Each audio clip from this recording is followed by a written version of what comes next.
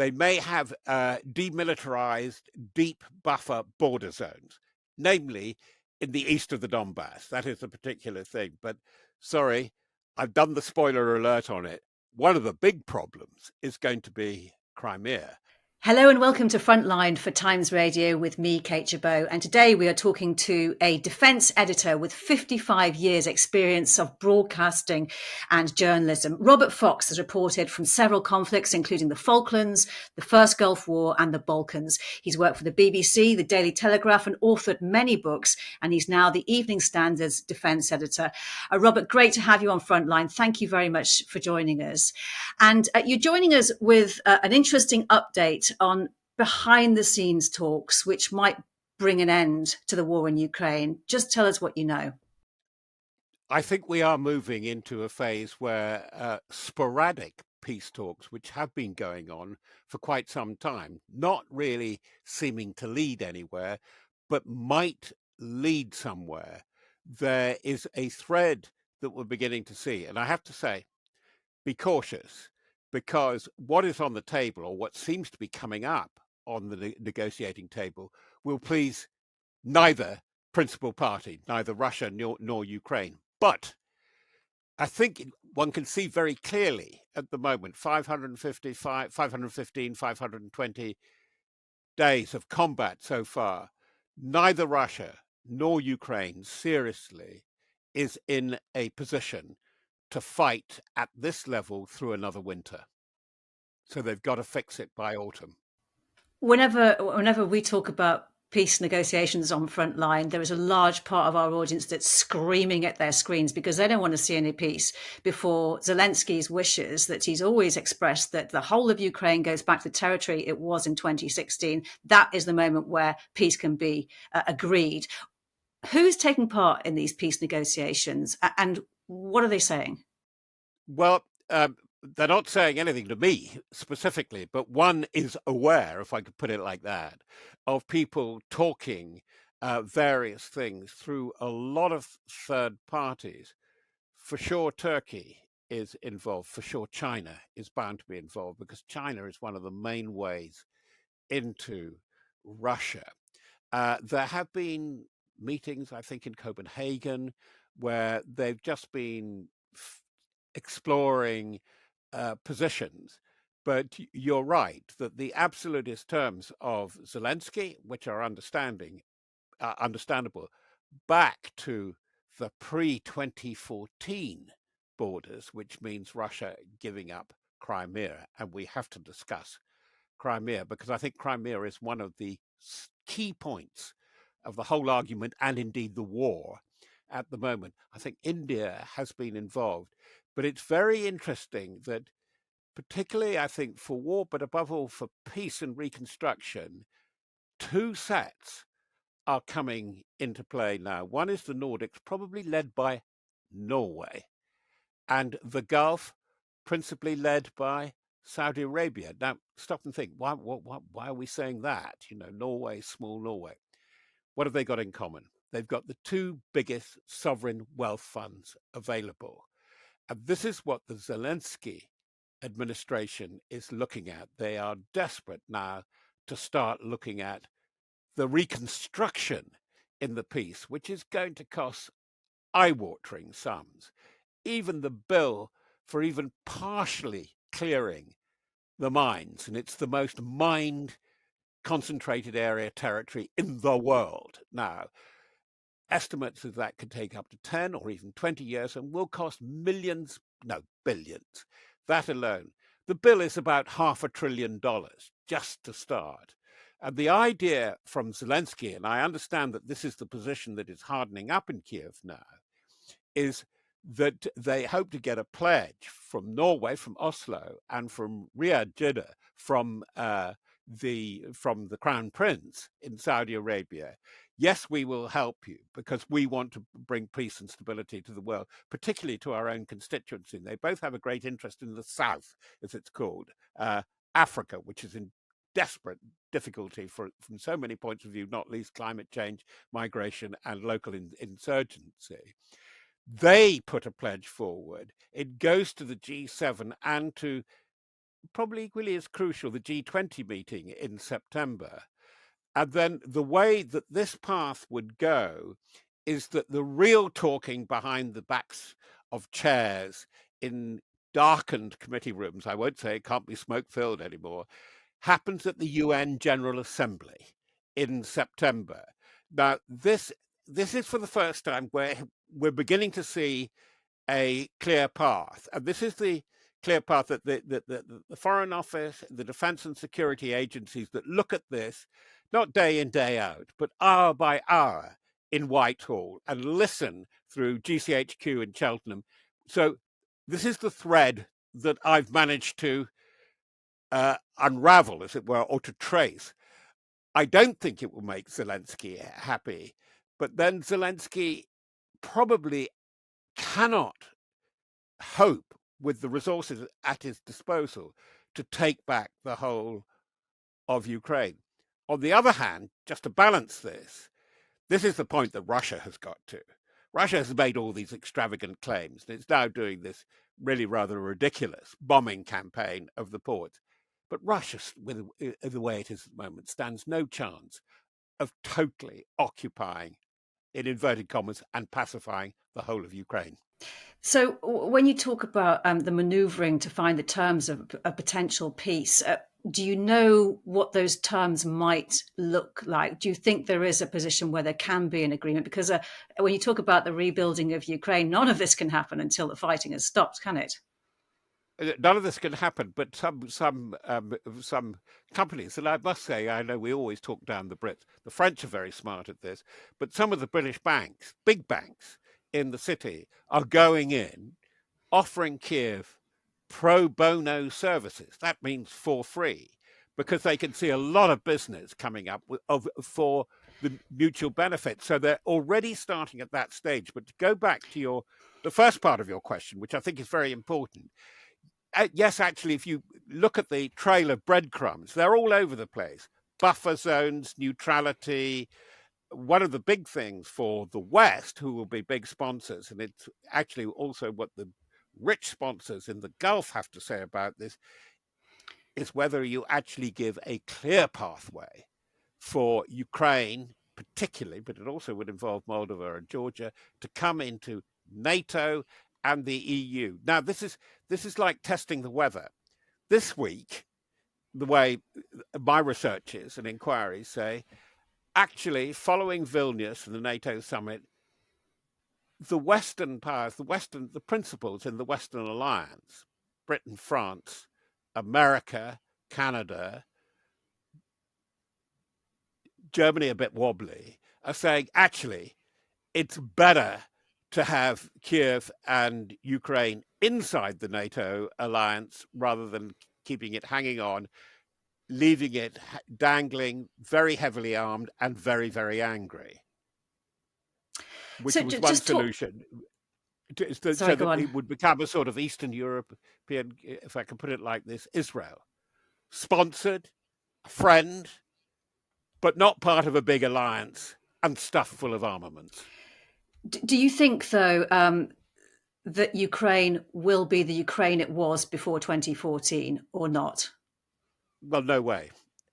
It cannot be, because there has been too much blood, a terrific drainage of talent. But nor, and we must say this, and this is the thing, that there's been too little attention paid to the fact that nor can Russia. Russia is not going to be the Russia it was even in February 2022. It has changed so much. You can see the way the regime has changed. You can see the attitudes of society through its social media. And by the way, one of the things that I find so interesting and reflective, I do a lot of broadcasting for Gulf, Egyptian, Middle East stations. And generally speaking, with very good names, well-known logos, imitating British and American counterparts, and I won't go into them because I'll have a huge libel case slapped on me, but they have trod the Moscow line for a year or so. Now, it's since the Prigozhin mutiny that never was, or what was it, or was it a coup de théâtre, or a coup de main, or a coup de whatever? Anyway, that has diminished. these stations are giving far less time, far less belief to what Moscow is pushing. So the thing is changing. And I think that typically because he's so adroit at sensing an audience, that Zelensky is changing with the people around him the offer and the stance of Ukraine. I mean, one very senior British official put it to me today. They're almost looking like at something like a relaunch of Ukraine with the reconstruction once they get a peace. You know, it's going to be a different country. They're aware of the criticisms about corruption and so on, which are serious. But is that a different country with different borders? Does this mean that territory may have to be left with Russia in the end? Something which I know Ukrainian supporters, civilians and forces will be up in arms about. Yes, but I can see what the way it will be finessed, and the way it will be finessed has a great danger in it. They may have demilitarized deep buffer border zones, namely in the east of the Donbass. That is a particular thing. But sorry, I've done the spoiler alert on it. One of the big problems is going to be Crimea. And Crimea is actually a scene of quite extraordinary, not very obvious action at the moment.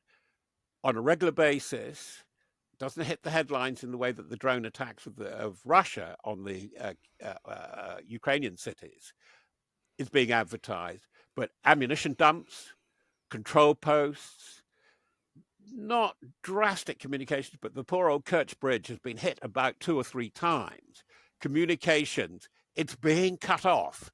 It has its geological problems because, of course, it needs to get the bulk of fresh water, particularly on the west of the peninsula, from Ukraine itself. And this is you know, with blowing up the Kakhovka Dam has really damaged that. So that is in play. It's one of the areas really in play, along with the Black Sea ports and along with the Central Front at the moment. It's very volatile. It's very active.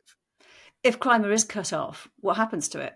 Well, goodness only knows, because if the Russians drain away from it, and we know that they have been leaving, then this is an unknown. And you could just see, you know, would General Budanov, the man who seems to be responsible for such things, would he encourage an insurgency? I think it's on the cards for Ukraine.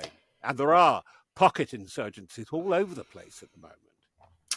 So is your thinking then that the most likely end to the war in Ukraine is negotiated peace? I think it is, but that's why when I started talking about buffer zones and demilitarized zones, this is my fear, is it won't be Vietnam with the DMZ there in the 60s, which collapsed eventually when the North really came down in 1975 and took it over. It's much more like, and it's a big fear, this, that it could end up with a temporary peace that's been going on in the case that I'm about to cite since 1953, namely Korea. No war, no peace, tremendous tension, and a totally unresolved peace negotiation. And that would be trouble because, and I think there's a sense amongst Kiev's neighbors, particularly the Baltic countries, and to some extent the Nordics. I mean, this is why eventually, after years of neutrality, and in the case of Sweden, centuries of neutrality, Sweden and Finland have opted to come into the NATO alliance, because what they fear, if you appease and buy the Putin line too much, he's moved the line of confrontation, it will move to them. And that's why they will hang tough on this. And it's going to be very interesting to see when the negotiations burst into the open. And my milestone is that it's the UN General Assembly in New York in September. I think something will be said, something will appear. Then we've got to find out who is really doing the talking. And I think for Putin, I don't think it's going to be the usual suspects, funny enough. I don't think it would be people like Lavrov. I don't think it would be the foreign minister. I think it must be somebody from his true inner circle, from the souvlaki, from the securitocracy that will have to do it. But he's riding a tiger because it could even, for him personally, be too late by then. I mean, if there is talk, as you say, in September, and there is a possibility, or even a whiff of possibility, there might be agreement to be made where land can be kept by Russia, doesn't that send exactly the wrong kind of message to President Putin long term with his ambitions? No, I think he will find it very difficult to ride anyway, which is what I was coming on to. Mm. Because almost to everybody, and there will be a social media blitz kaboom, which will cover everything, saying, no, we've won, we've been vindicated, it's a great victory, and we must be on our guard, blah, de, blah, de, blah.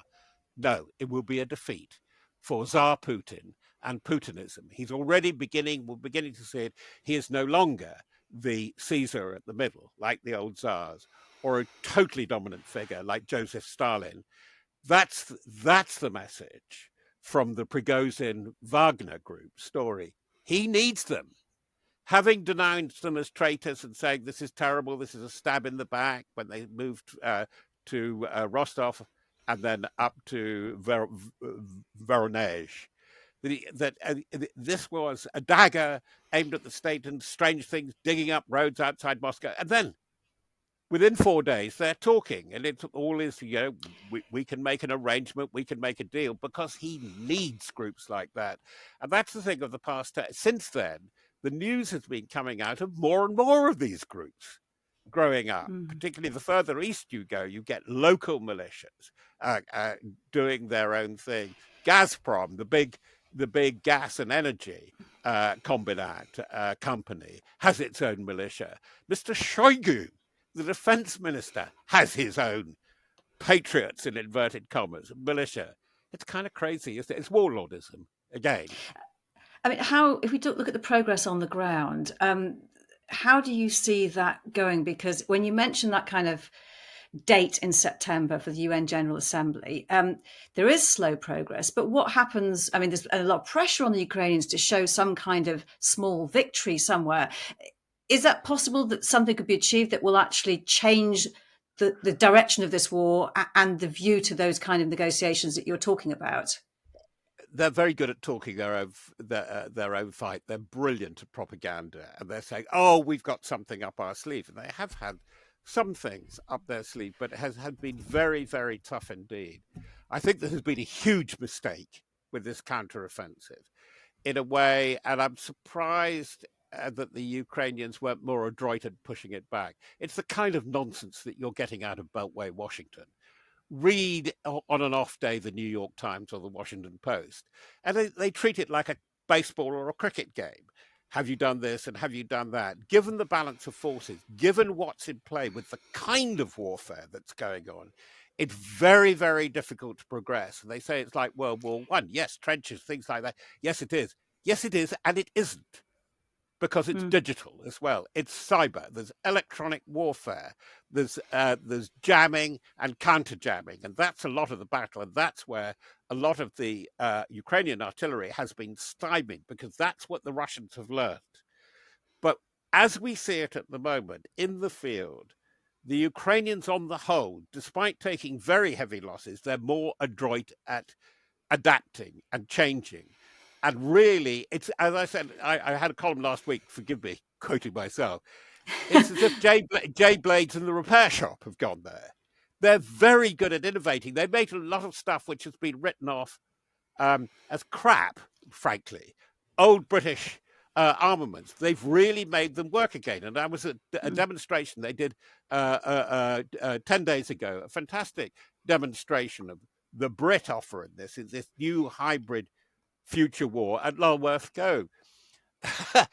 And I was there with a very bright and frisky commando colonel. He said, look at this. And he said, we're really innovating with this thing. We brought things out that we'd not really seen really working and fighting very well, like the 105 millimeter gun, which is smallish, but highly mobile, can be carried underslung with helicopters, can be moved around very quickly, and they have got a precision targeting, which was never available. He said, would you know what that is? I said, 41 years ago, as I was going forward, whatever side I would, we were covered by 105 guns in the Falklands. This shoulder-launched M-Law, which everybody is extolling, and the Carl Gustaf, which is another shoulder-launched anti-tank rocket, they were issued to all the frontline battalions in the Falklands. They've just made them work again. And it's the innovation cycle which is so important. But with it has come the defensive use of fire, and they've been dropping minefields with artillery shells. This is the thing, and it's a really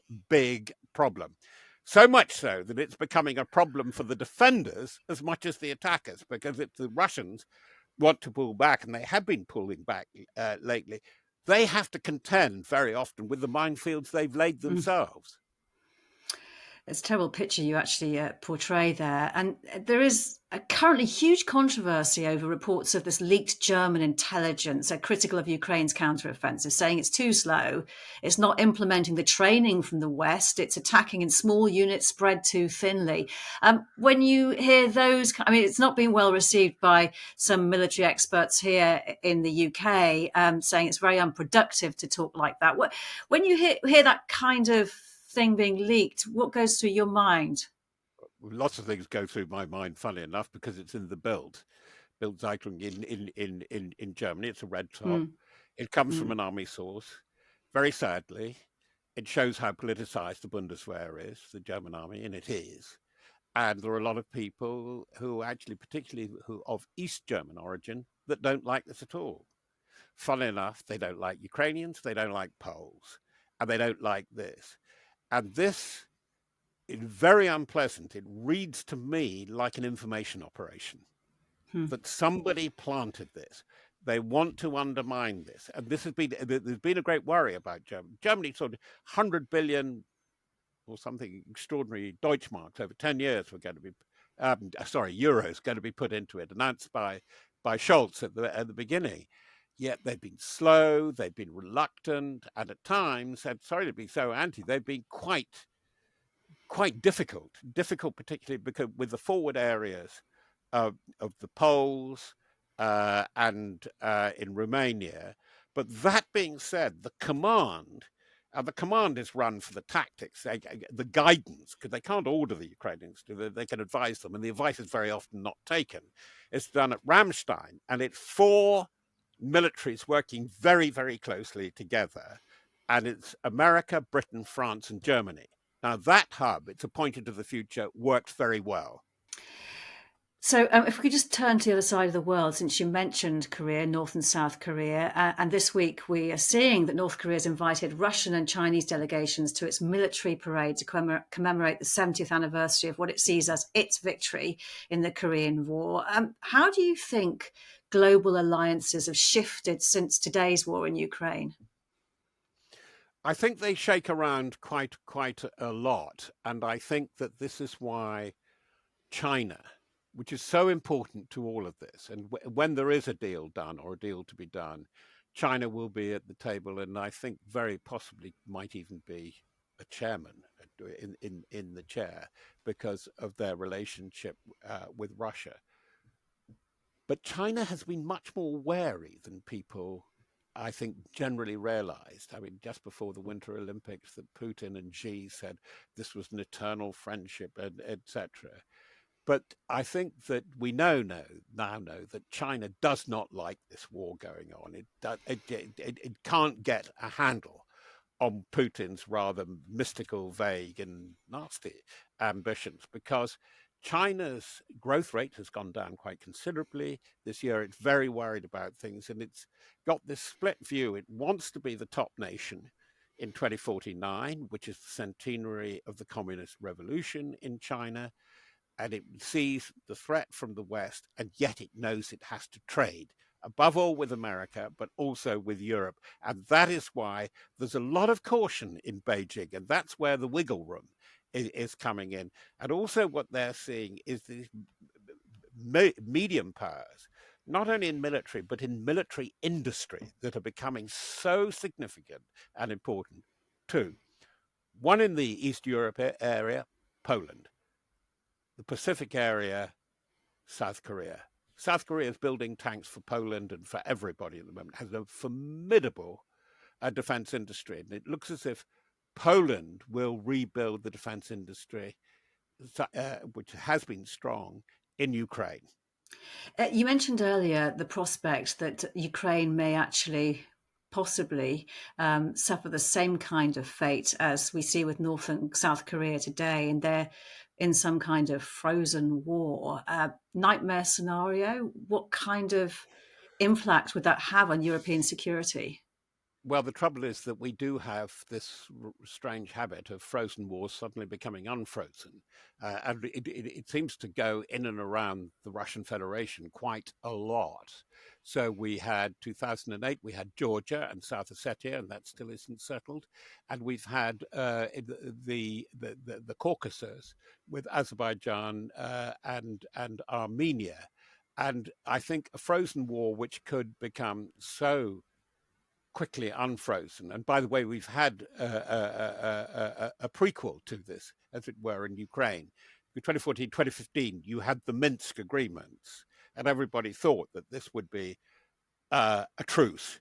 And it never really worked because a war went on in the Donbass, killed 14,000 people between 2014 and 2022. And I think that that's where if you freeze it, but if you mixing the metaphors, freeze it on the wrong terms, then I think you can have an insurrection, a blow up, and a breach very, very quickly, and would make Russia further unstable. And that is the really big worry, that it becomes really unstable through this. We're already living in a very different world since the invasion last year. What do you think? I mean, it's difficult to say, I suppose, but what do you think the long-term consequences might be for Europe and its security?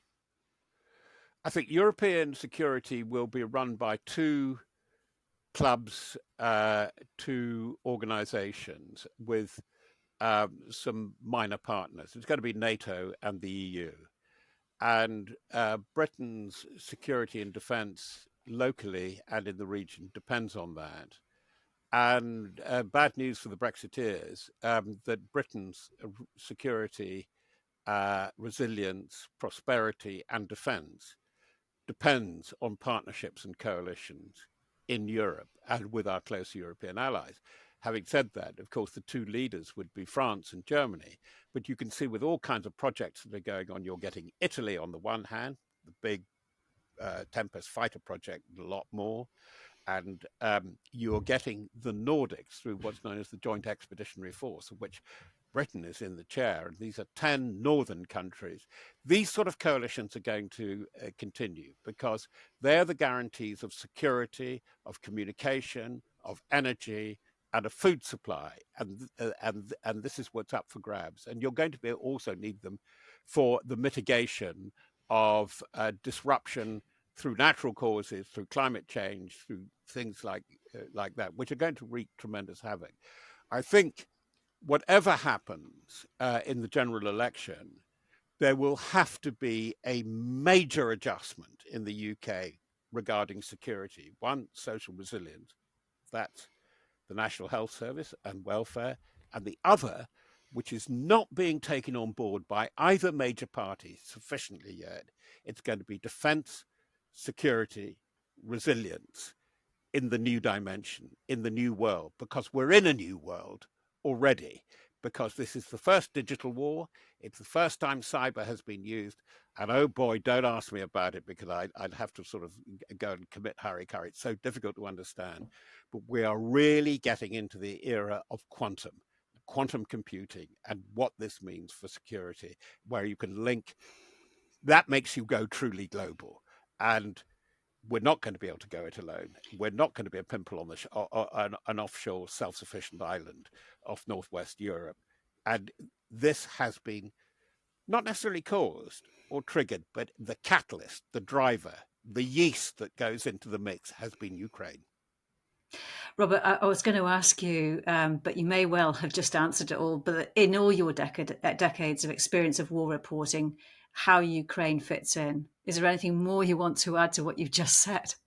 Yeah, I haven't been to Ukraine during this because I've got two broken legs. But the fact is, I would find it fascinating. I talk to people who've come out. I've talked to people very close to it. Um, all wars are different, but they have constant eternal factors in them. And what has shocked people is the industrial scale of this.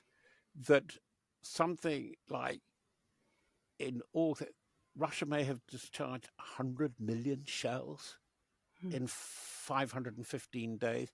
I mean that was unthinkable, and we weren't ready for it. But the thing that you have to observe: every war is different, and history is not a predictor. The great William Faulkner said, "The past isn't the past because And this interview is now over. Robert Fox, thank you so much for your time and for joining us on Frontline.